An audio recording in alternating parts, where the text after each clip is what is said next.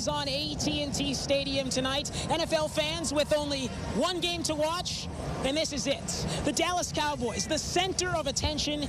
Jerry Jones must be in heaven. It just goes to show all you need is a fraction of a chance to hit big, and the Dallas Mavericks hit as big as you can get. The largest sporting event in the world, featuring culture and traditions from across the globe, including these folks from the Netherlands, marching through the streets of Arlington towards Dallas Stadium ahead of today's World Cup game against Japan. As these riders continue to go, we're going to send it down to Jalen Wells just on the other side of the Wichita River with the man who just fired off that cannon. It's Jim Hammond from Fort Belknap. Jalen.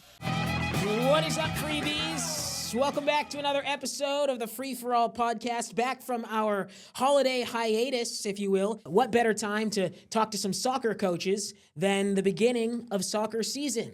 Gentlemen, welcome to Inside WFISD Athletics. Northeastern just scored, so Midwestern trails 1-0. We'll have more on that game. Plus, one Dallas Cowboy signing a new contract, making him the richest player in the league at his position. All that and more next in sports. Now, sports with MJ Baird from the OSTC Sports Desk, your complete orthopedic team. If you've ever been to a stadium on Friday nights, you know football is a game of sound. Coaches hollering, cheerleaders chanting, even the PA announcer describing the action. But what if the atmosphere were silent? Tonight, we shine our sports spotlight on two local athletes who are proving football is not just heard, it's felt. Helmets crash and the crowd roars, punctuated by a sharp whistle. Sounds which define football, a very immersive game. 1, 2, 3. Bingo! Now imagine it in silence. I can't hear the ref, and I can't hear the whistle, so I've just got to watch the football. That's my only way. As soon as it goes down and I see the snap, I've got to be fast. At Barwise Junior High, the Eagles are taught the game of football, but for some, the learning curve is quite steep. I will say our students have their heads on a swivel because there's so much going on. They're constantly looking around just to find that next piece of information. You know, you can't afford to look up at the sky to watch that airplane because coach just explained how to snap the ball and you're not paying attention. Beside every team huddle is one additional conversation. We're running out of bodies. A translation where eyes, hands, and faces provide context. Every time a word comes out of my mouth, whether I mean it to or not, I've been having to watch, make sure what I say, because it will be signed right behind me. But they're at every practice, they're at every game. The only reason they're not in the locker room is because they can't. Carlos Chavira and Aarons Nelson are deaf, both offensive linemen on the 7th grade football team. Carlos wears cochlear implants, surgically installed, helping manage his hearing loss. But they cannot be worn under your typical football helmet. Aarons doesn't have the implants. He's nonverbal. Each player relying on sign language. They used to teach me ASL because I couldn't hear, but now I got cochlears and they can teach me how to sign. I started signing a long time ago when I was a kid. I didn't like the hearing aids.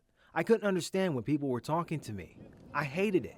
But when people signed, I could look at them and understand what they were saying.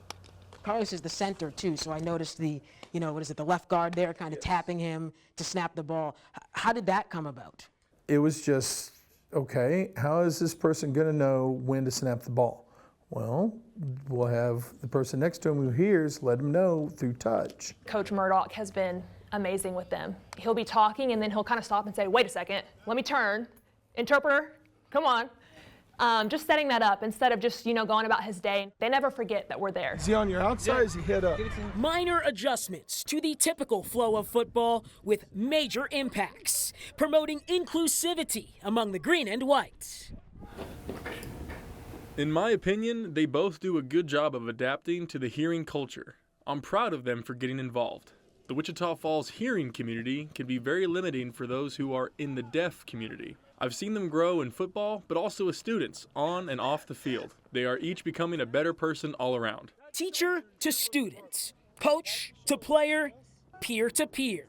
Accessibility transcends within the Barwise community.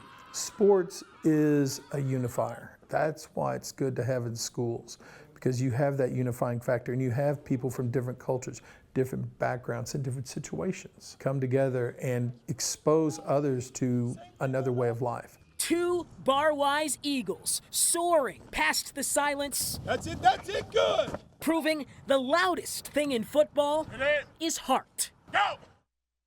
October is the 10th month of the year. We are in week 10 of the high school football season. And it's been 10 years since Iowa Park unretired its most meaningful number, 10.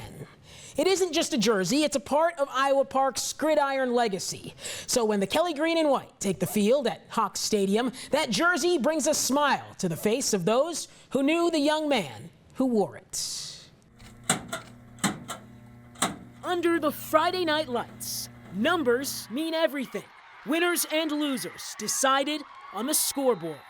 But in Iowa Park, it's a number stitched onto a jersey, which means the most. I think it's more than just who you are out there every Friday night. You're always being watched everywhere you go. It's about the person you are making the right decisions, and are you holding everybody to a higher standard.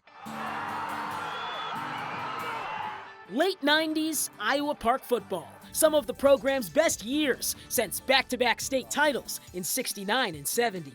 The Hawks soaring through consecutive 9-win seasons in '98 and '99, flying high on the wings of their seniors, including one teammate whose impact goes far beyond the field. He wasn't the star of the team, and he didn't want that notoriety. He wanted to be a part of the group, but he was a leader. We would spend the night at each other's house. We played the same position, and he was just one of those, happy-go-lucky guys that was always in a good mood. The epitome of student athlete, Justin Denton exemplifies what it means to be a Hawk. He was your typical big brother, right? I mean, always picking on us. He was a big follower in Christ, was #1 in his life, and he let that be known. But he just did things right all the time, whether it's in school, in the public, on the football field, in the church, whatever it was, he always did the right things. Justin was a smaller guy, but I think any coach up there, any teammate would say he was probably, you wouldn't think he was small by his attitude. You weren't going to undersize his heart, because that was, 10 times bigger than anybody else that ever put on a jersey up there. That shining star that you kind of, as a coach, you get to have some kids like that. Passion for the game and a passion for his teammates, and and he, if you would have cut him, he would have bled green. Kelly Green and White, the school colors, Iowa Park's identity, a community which saw pride turn to pain in October of 2000 when a recent graduate died after complications from a wreck 25 years ago this month. The accident happened here on a windy stretch of FM 367. 19-year-old Justin Denton was heading home. He had less than 2 miles to go when he lost control of his car. I remember the night it happened. We were playing in Bridgeport. Justin was in the hospital. We were told good news, and so they were like, hey, get out of the house, go, be a kid, So I was actually sitting out there that Friday night when we got the news at the stadium. I can remember I was listening to the game on a radio. I was listening to the football game on the radio, and I could hear screams out of the press box. You could feel that something was off and something was wrong. Obviously, the coach talks to the team, addresses the team after the game. All of our parents kind of gathered around the huddle as well, and that's when Coach Ellis said that we had lost a fellow Hawk that night. Justin Denton wore number 10 during his days on the football field. He was a wingback in Coach Nelm's wing T offense. Gifted with intangibles, yet no five-star talent. There's question as to whether Justin ever scored a varsity touchdown. But the night he died, Justin did find the end zone. Doing so through his teammate, the latest Hawk to wear the number 10. We went to Bridgeport. It was a good game. Late in the third, it was probably 8:45, 9 o'clock, and I did score a touchdown. The stars aligned that night. The same time he passed, we scored a touchdown. From that night on, Justin's number 10 was retired. The uniform sitting idle for a decade and a half in his memory. Until 10 years ago. Obviously, new coach coming in, I don't know the traditions, and first question is, why not? Why don't we have a number 10 jersey? At the request of the Denton family, it was time to bring 10 back. an opportunity to keep Justin's memory alive through the next generation of Hawks. But that precious jersey isn't handed out to just anybody. It's not about who won the state championship. It's not about a kid who was an all-state player. It's about a kid who grandered what we talk about every single day in every meeting. Number 10 is more than just a number to me. It's a way to represent Justin and everything that he stood for. To me, it's one of my greatest accomplishments, and I am so proud that I was able to be a part of the tradition. Getting to wear that jersey was honestly the best part of my senior year. It meant I was trusted to lead, to set the example, and to carry on something special. Everything that we wear that jersey for and everything that Justin stood for is deeply rooted in Iowa Park football tradition. Growing up, I lived next door actually to Kirby, and I remember his senior year, him kind of getting that jersey and like everybody talking about it.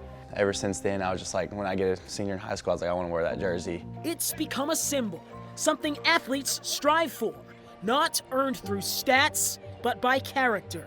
And the tradition doesn't stop here. 110%, no matter what.